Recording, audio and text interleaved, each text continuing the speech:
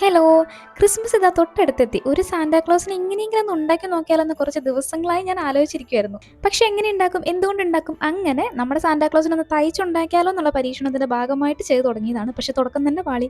വേറൊന്നുമല്ല, എൻ്റെ മെഷീൻ ഒന്ന് കംപ്ലൈന്റ് ആയി. കുറച്ച് പഴക്കമുള്ളതായതുകൊണ്ട് തന്നെ സ്റ്റിച്ചൊക്കെ ഇടയ്ക്കിടയ്ക്ക് എപ്പോഴും കംപ്ലൈന്റ് ആവുന്നുണ്ട്. അതിൻ്റെതായ എല്ലാ അപാകതകളും തയ്ച്ചു കഴിഞ്ഞപ്പോൾ സാന്റാക്ലോസിനുണ്ടായിരുന്നു. പക്ഷെ ആഗ്രഹിച്ചിട്ട് ചെയ്ത് നോക്കിയിട്ട് മോശമാവുന്നതിനേക്കാളും സങ്കടമാണ് ഞാനൊന്ന് ട്രൈ ചെയ്ത് നോക്കിയല്ലോ എന്നുള്ളത്.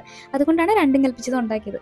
ഇപ്പം എല്ലാവരും സാന്റാക്ലോസ് എന്നൊക്കെ പറയെങ്കിലും ചെറുപ്പം മുതലേ ഞാൻ ക്രിസ്മസ് അപ്പൂപ്പൻ എന്നാണ് പറയാറ്. പക്ഷെ എനിക്ക് അങ്ങനെ തന്നെ വിളിക്കാനാട്ടോ കൂടുതൽ ഇഷ്ടം. അന്ന് പക്ഷേ ഇദ്ദേഹം ആരാണെന്നൊന്നും അറിയില്ലായിരുന്നു. എല്ലാ ക്രിസ്മസിനും കുട്ടികൾക്ക് കൈ നിറയെ ബലൂണും ഗിഫ്റ്റൊക്കെ ആയിട്ട് വരുന്ന ഒരു അപ്പൂപ്പൻ, അത്രയേ അറിയുണ്ടായിരുന്നുള്ളൂ. പക്ഷേ പണ്ട് തുർക്കിയിൽ താമസിച്ചിരുന്ന സെയിന്റ് നിക്കോളാസ് എന്നൊരു ക്രിസ്ത്യൻ ബിഷപ്പായിരുന്നു ഇദ്ദേഹം എന്നും ജീവകാരുണ്യ പ്രവർത്തനങ്ങൾക്ക് അങ്ങേയറ്റം പ്രശസ്തനുമാണ് ഇദ്ദേഹം എന്ന് ഈ അടുത്ത കാലത്ത് ഞാൻ എവിടെയോ വായിച്ചായിട്ട് ഓർക്കുന്നുണ്ട്. ഇനി ഞാൻ ഉണ്ടാക്കിയ ക്രിസ്മസ് അപ്പൂപ്പൻ്റെ കാര്യം പറയാം. മെഷീൻ്റെ കംപ്ലൈൻറ്റ് കാരണം കൊണ്ട് സാന്റയുടെ കയ്യിലുള്ള ബലൂൺ ഒന്നും കറക്റ്റ് റൗണ്ട് ഷേപ്പ് ഒന്നും കിട്ടിയില്ല. അതുപോലെ തന്നെ ക്രിസ്മസ് അപ്പൂപ്പനെ തന്നെയാണ് ഞാൻ ഉദ്ദേശിച്ചത്. പക്ഷെ ഞാൻ ഉദ്ദേശിച്ചതിനേക്കാളും ആളുടെ മുഖത്ത് കുറച്ച് പ്രായം കൂടിപ്പോയോ എന്ന് എനിക്കൊരു സംശയം. സാരമില്ല, ഇനിയും ക്രിസ്മസ് ഒക്കെ വരുമല്ലോ, അന്നേരം ഒന്നും കൂടെ ട്രൈ ചെയ്യാമെന്നാണ് ഞാൻ വിചാരിക്കുന്നത്. അപ്പോൾ ഈ ഒരു ക്രിസ്മസ് അപ്പൂപ്പനെ ഇഷ്ടപ്പെട്ട ഒരു ലൈക്ക് തന്നെ. അപ്പോൾ എല്ലാവർക്കും ഹാപ്പി ക്രിസ്മസ്. Thank you.